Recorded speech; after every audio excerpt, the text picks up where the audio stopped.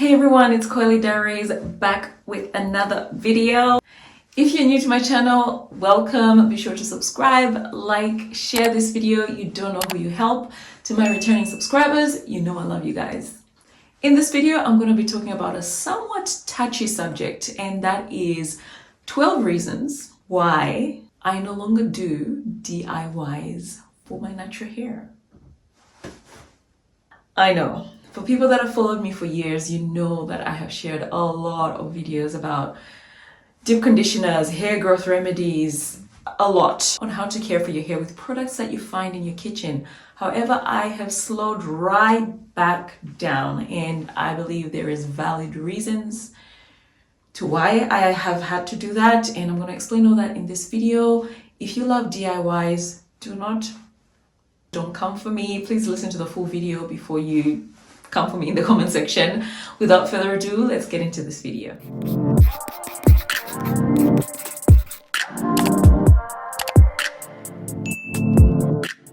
So this video is in no way, and I mean in no way, meant to shame DIYers, okay?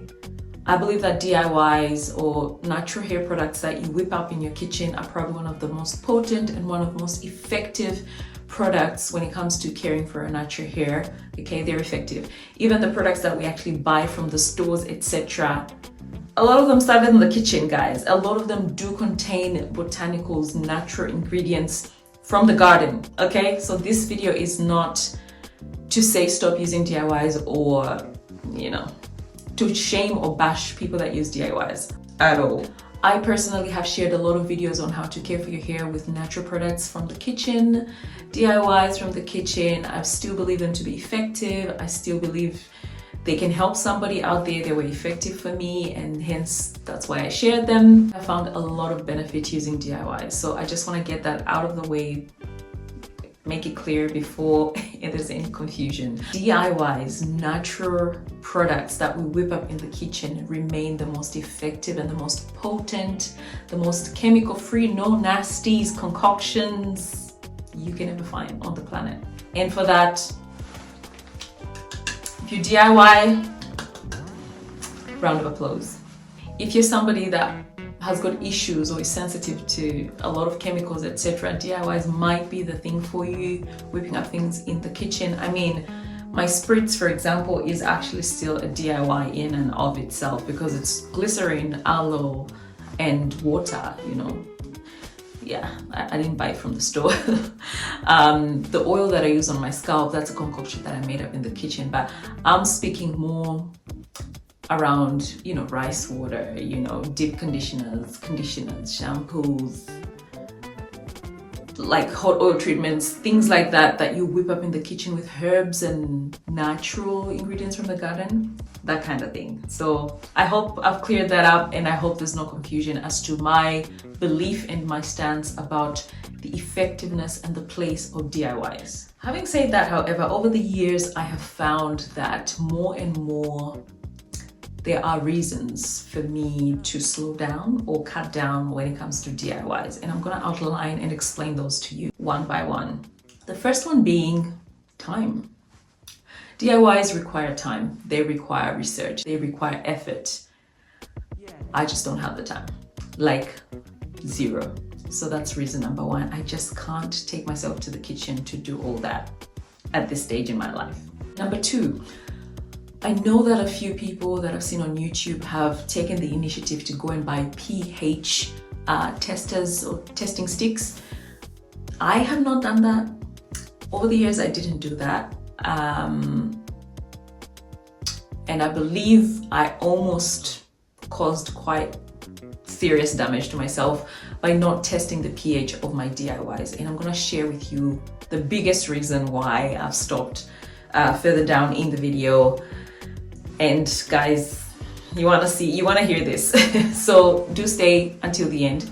However, because I wasn't using sticks like pH sticks to check the pH of the DIYs that I was making, guys, after doing a little bit of research, I found out that it actually can be quite dangerous to just put products on your hair, and particularly on your scalp and your skin whose pH you don't know.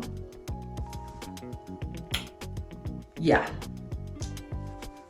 I just don't feel like we should be doing DIYs without testing the pH, because it's that important. You don't want to disturb the, what do you call it? The homeostasis, you know, the balance of your scalp and the health of your scalp. So for me, because I don't use sticks and I'm worried about the pH on my scalp, that's a reason for me to slow down when it comes to DIYs. Not that I'll never do them again, but at this time in my life, I don't feel like I should be doing DIYs. If you are a DIYer, this is probably the number one thing that I'll say to you: grab some sticks, grab some testing sticks, so that you dip your products and your spritzers and things like that before you put them on your hair. So you can get these cheaply on Amazon. I'll leave a link below to one of them. Now, when it comes to spritzers like water and you're adding oil or aloe vera juice, glycerin, things like that, for me, they're not products or natural ingredients that will change too much when it comes to the pH. But when I'm adding actual herbs or actual leaves, you know, mayonnaise, you know, eggs, avocado, fermented rice water, I've got no idea what the pH of those products are. And I was putting them on my hair and my scalp, and guys, I did have an experience, which I'll talk about shortly. But yeah, at the least, grab yourself some pH testing sticks. Another thing is the shelf life of these products.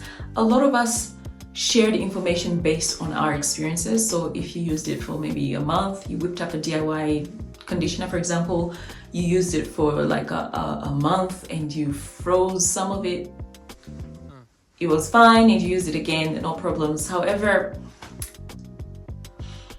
I just feel like I didn't really understand the shelf life of a lot of my products, and it was worrying to me because, I mean, you're dipping your fingers a lot of the times into these products, there's bacteria, there's water that you're adding to, like, I'm just not confident about what's cooking in there, especially if I'm going to use it like over a period of time, for example. Even if you freeze it, sometimes I guess we can argue that freezing it really does preserve it, but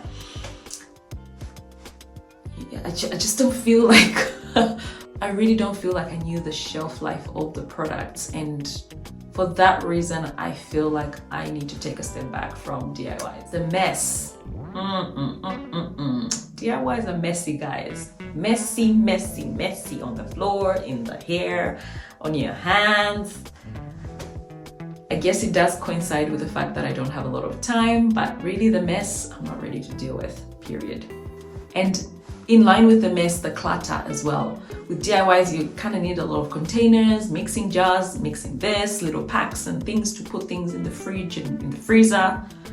Containers everywhere, clutter. Not ready to deal with clutter. So DIYs, for now, goodbye. Another one, which I think is an important one, is that I felt like I was contributing to the narrative of use this magic product and it will resolve all your hair issues. Now, like I said at the beginning, DIYs are really effective for hair care, okay? However, I think there is a little bit of a message going around on YouTube that I never preached. However, maybe I should have reinforced a little bit more that DIYs products, scalp hair growth remedies, they're great, they're beneficial. However, when it comes to length retention, technique and a healthy routine is really what's going to see you meeting your goals. And above all that, really, what you put inside your mouth is going to be far more important than what you put on the hair that's already grown out. Let's be honest. So yes, DIYs, they do contribute to the health of the hair, you know, the scalp, the condition of the scalp, it optimizes the, you know, maybe the thickness, the softness, whatever, blood stimulation to the scalp, etc. However, the health of the hair itself is really determined by what you put inside your mouth, inside your body. So I feel like I want to not contribute to just making people think that, you know, this product is going to resolve all your issues. And I hope I didn't preach that message, but I feel like there's just too much of people looking for a magic product and it really isn't there. Another thing, I guess, which goes with the previous point that I just made is necessity. Like, is it necessary to do DIYs for healthy hair or for hair growth? Is it necessary? For me, that answer is no. It's not necessary. Is it beneficial? Yes. Yes. Is it going to contribute to your hair, your health? Yes. However, it's not necessary for me. My hair still grows regardless. Regardless, my hair still grows. And most likely yours as well. But I'm just talking about me and my experience and why I'm slowing down on the DIYs. You can pick and choose whatever applies to you and leave the rest if it doesn't. I'm just speaking about me and my situation. So for me, yeah, I'm able to achieve long, healthy, soft hair without really spending hours doing DIYs. Another thing which I didn't like was that the DIYs were kind of getting out of hand. It was now becoming like I'm a DIY product junkie, almost. I don't know if you can relate. Let me know. It felt like we needed to try everything: rosemary and rice water and onion juice. And I didn't try onion juice and a lot of other things, but I tried a lot, right? And I was just feeling now like it feels like a product junkie in the kitchen once again. So the cost, right? Natural products are not cheap. You know, especially if you're gonna go organic and, you know, no nasties and the most virgin form, it's gonna be pricey only for you to put it on your hair.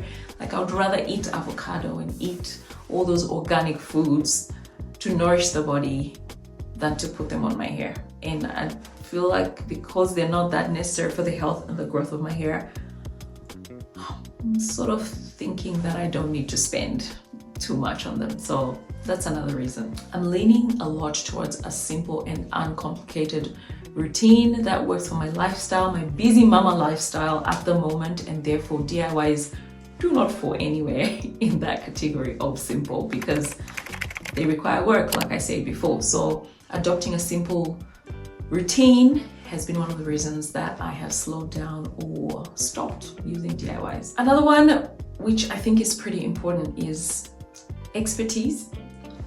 Chemists, guys, they go to school. They go to school, degree, master's, PhD, you name it. Like, they go to school to whip up things. And I'm not saying that you're not qualified to do what you're doing if you're a DIYer, okay? I'm just saying, for me, I feel, or I've felt as though I don't have the expertise to really be putting that kind of information out there, because I mean, the ratio, you know, the amount of this concoction to that for it to produce, like, I'm just putting half of that and half of that and mixing it, and it's nice and creamy and I like it. I put it on my hair. Will it be effective? Probably, but I still felt like I'm not an expert at it, and therefore decided to slow down. All this, guys, brings me to story time, and this is probably the biggest reason, or the